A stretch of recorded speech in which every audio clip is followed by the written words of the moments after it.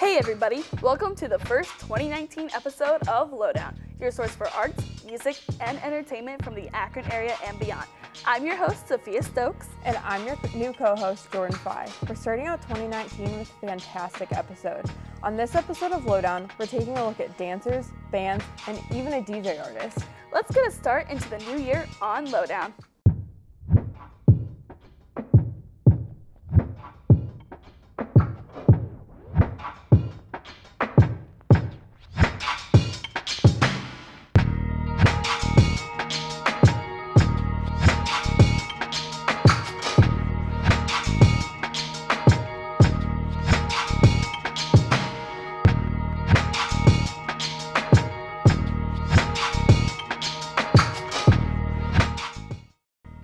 So first up, we're taking a look into the band Motherfolk from Cincinnati, Ohio. They're an indie rock band that performed at Musica in Akron. So Jordyn, how was it watching it perform on your shoot?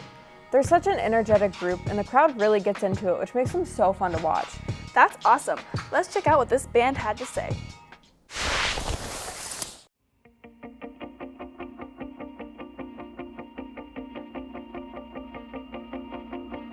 Hey, what's up? I'm Nathan. And I'm Bobby. And we're Motherfolk.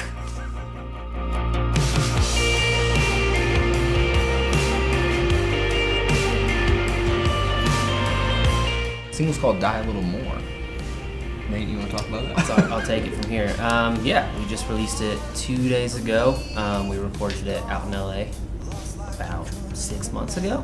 We've released a couple singles the last few months. Somewhere in the middle was the first one, and then Die a Little More. Yep, and then between that, we've just been working on the rest of the album, and we'll hopefully be releasing more stuff off that. And hopefully this year that comes out.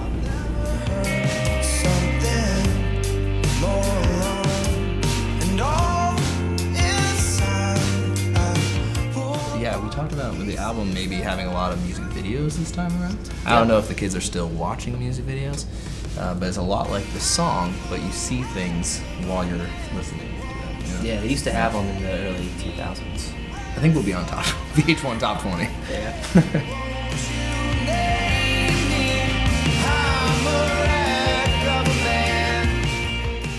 My favorite song is always Wreck of a Man. And that is a relatively interesting writing story because I'm pretty positive I wrote the second verse of that song, but Bobby is pretty positive I didn't. It was one of those things where I was having trouble with the second verse, and we were throwing ideas back and forth, but I'm pretty sure at the end of the day, you were skipping rocks when I finished writing that verse. I may have been skipping rocks when you were writing the bridge, but I'm pretty positive all the lines I came up with were the ones you used. I don't know.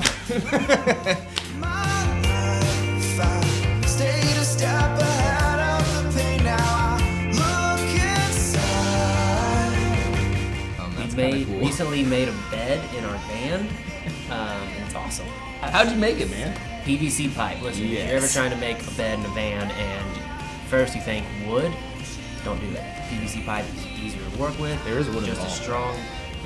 There's one piece of wood, and then a mattress, and it's great.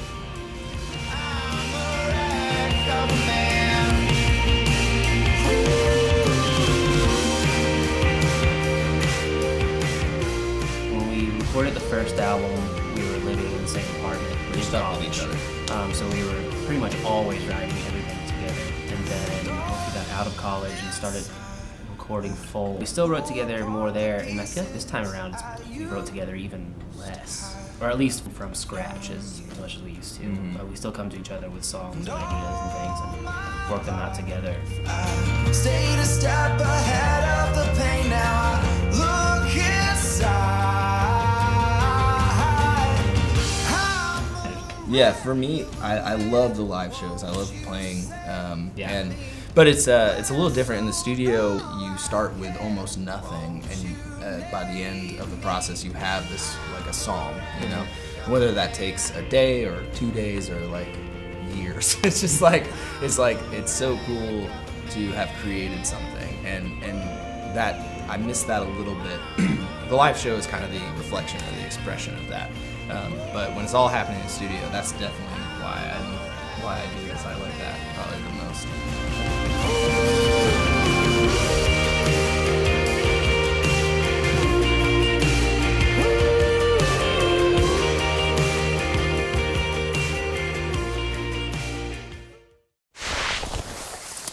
So next up, we're taking a twist on Lowdown. Our next package is a double interview with artists that were on tour together. That sounds so cool, Sophia. Tell us more. Jordyn DePaul is a solo acoustic artist, and Stealing Oceans is a solo DJ artist. Stealing Oceans has a 5-piece band when he goes live. Both artists give a unique impression, but both support each other's style. Let's take a look at what could be a really cool dynamic duo.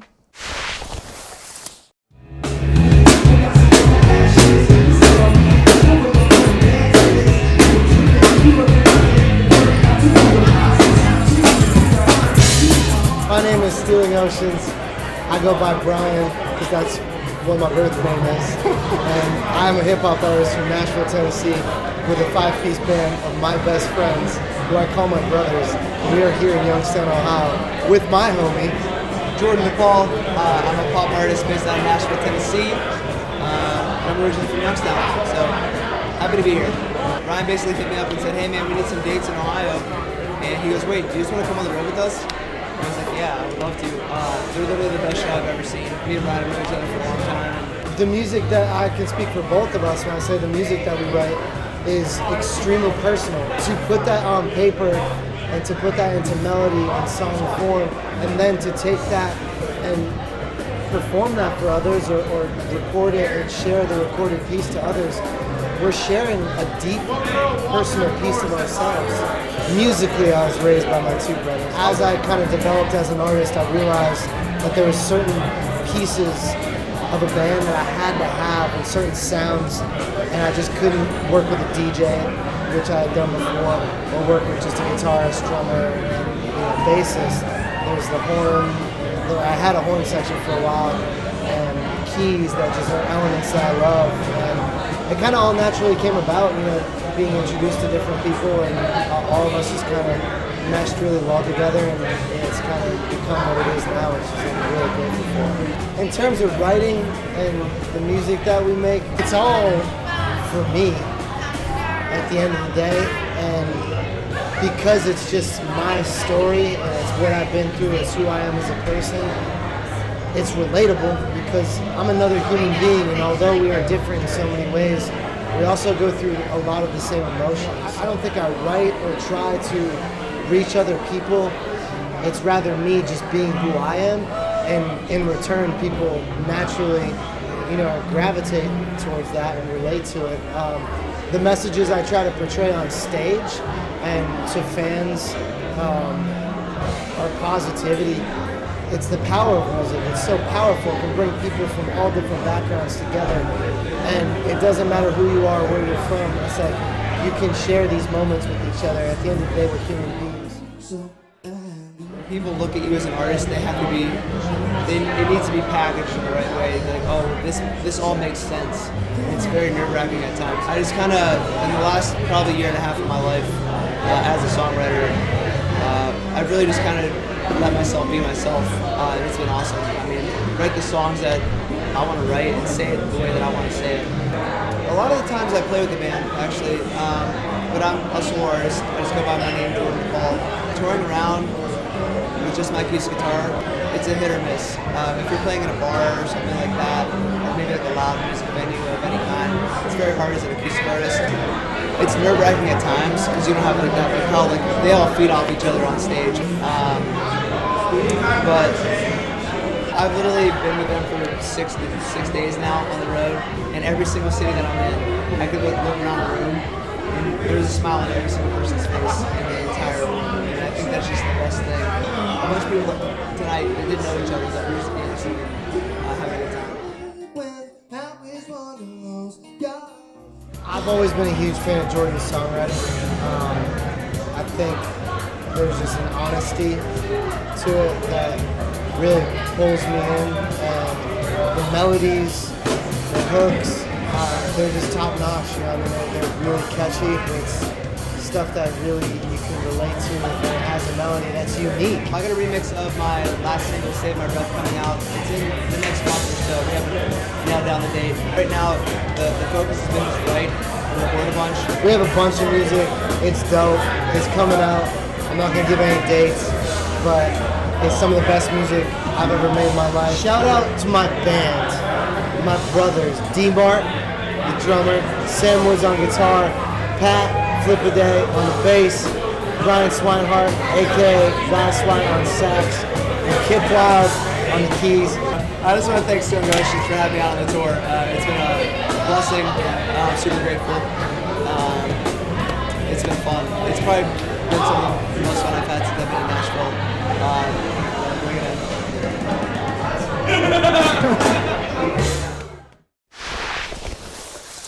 Wow, Sophia, those guys seem so interesting. It really was a great time.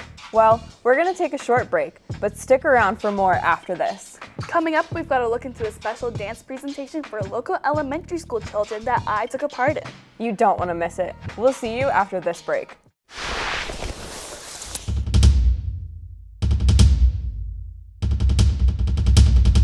You're watching ZTV.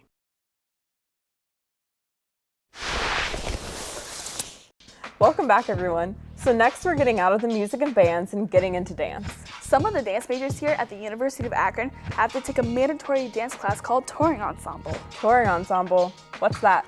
So, Jordan, Touring Ensemble is a back-to-back semester class where the dance majors make up their own choreography and go and perform at elementary school assemblies. Wow, that sounds like a lot of fun, especially for those little kids. Let's see how these dancers prepared for these performances. I'm Nicole Hobson. I'm Sarah Nicewander. And I'm Natalie Mins, and we're with Touring Ensemble at the University of Akron Dance Program.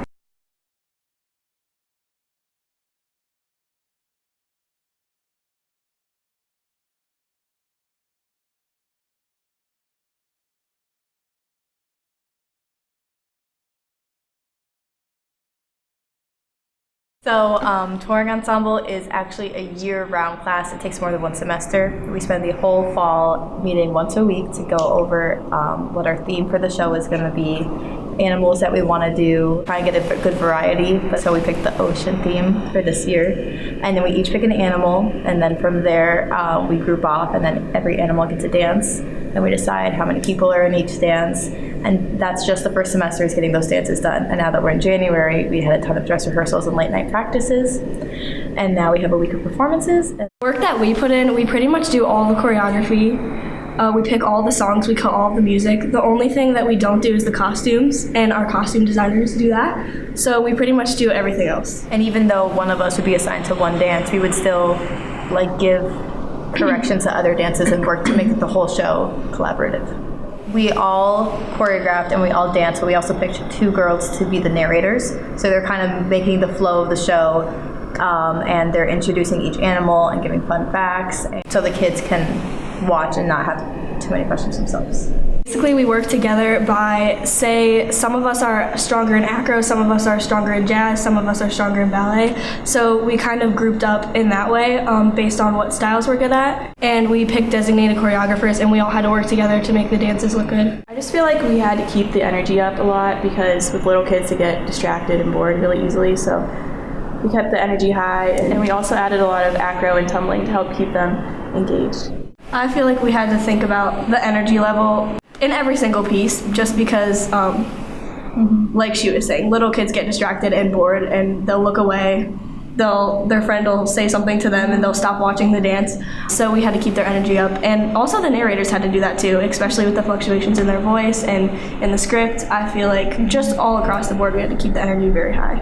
I think the kids will really enjoy our performances just because we are performing to elementary school level. As you could tell, the narrators are talking in a voice that you would talk to kids in. I feel like it's really interactive, so I feel like that all the kids will enjoy it. And also, the dances are all really high energy and entertaining, so I think that they'll really like it. I think it's really important to expose kids to arts education just because some kids' minds don't work in academic sense. Some kids' minds aren't math-oriented or science-oriented, English-oriented. Some kids have more of a creative mind and an artistic mind. I think that thing that we're doing is really cool because it kind of merges both of those things together. We're also teaching them about the endangered animals. This could be the only performance they see or have the chance to see at such a young age, so it could inspire however many kids, but it's really important that they see it. I also think it's really awesome that we get to show elementary schools a bit of arts education just because some people might want to dance, but they might not be able to afford to go to a studio, or they might not be exposed to it in that way. So I think that it's cool to bring it to them in this way. I think it's really important that we get to do the show and do a little bit of art integration, because especially in a place like Akron where we may not get enough funds for like just even like art class, they don't see any dance or performing arts specifically. So having to go in, they can finally see like what ballet is like, or like what tapping is, where they wouldn't normally. So I think it's really cool. It was so nice reflecting on our shows at all the elementary schools and getting the chance to not only perform but educate the kids. It seemed really great. I know how much the arts influenced me when I was growing up. For sure. Next up, we're going to switch it up and look at a band who performed at Buzzbin in Canton. This group of guys really knows how to put on a show. Let's check them out.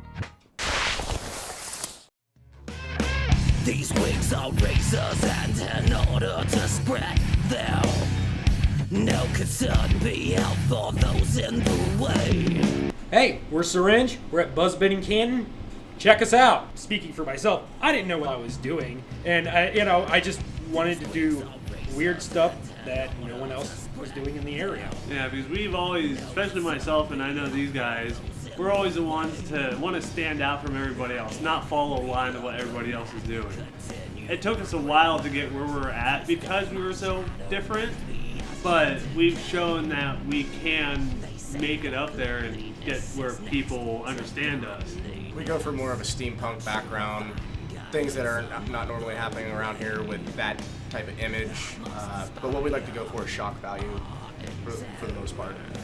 We've grown our sound from, just a basic two-piece band all the way up to a full four-piece with everything live, excluding like the electronics and backing tracks we use for all the synthesizers and programming and sampling. The new album is going to be a lot of what Patrick said, what you hear live, and it's going to be the style and image of more the industrial. From the title Performance Enhanced, it's because we've seasoned ourselves. We're trying to get the ferocity, power, and this lineup for people to hear finally. Brotherhood with these guys, some of the craziest but fun, most trustworthy people I've met in my life, and getting to live experiences that I wanted to live just from watching Megadeth or Slayer on TV, playing shows. I've gotten open for Psycho Stick, one of my favorite bands. There's a lot of fun that happens with this journey. It has ups and downs, but a lot more ups. When it comes down to it, the journey of working a band up is keep that bond. Yes, things will get tough, but if you work through it, each and every one of us will be this stronger in the end. I just enjoy the fact that we'll play in front of the crowd, and I know that what we do isn't their particular cup of tea, but we give them such a ferocity that they can't turn away, and then they walk away. Oh, well, I like you guys now. I didn't see myself liking you. Favorite thing to hear. Man, that was some great talent we just saw. Yeah, it was. I'm tired just from watching all that dancing. After this short break, we have a look at one more band. Stick around and watch the rest of this episode of Lowdown.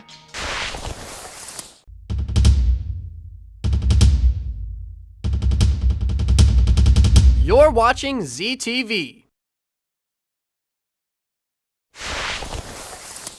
Well, that's all the content we have for this episode of Lowdown. Tune in next time for more great interviews with artists from around the Akron area. Make sure to follow us on Twitter, Instagram, and Facebook for updates, and subscribe to our YouTube channel to watch all of our episodes, all at ZTV Lowdown. Once again, I'm your host, Sophia Stokes. And I'm your co-host, Jordyn Fye. And that's all for this episode on Lowdown.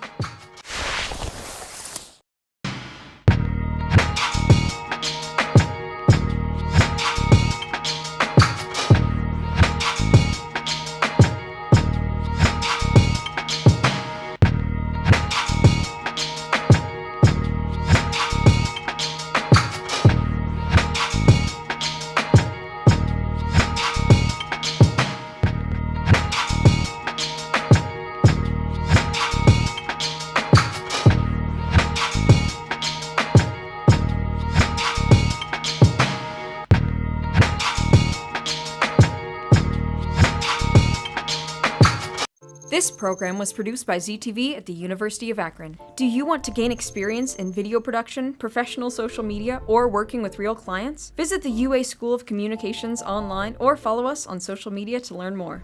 ZTV, make media, make a difference.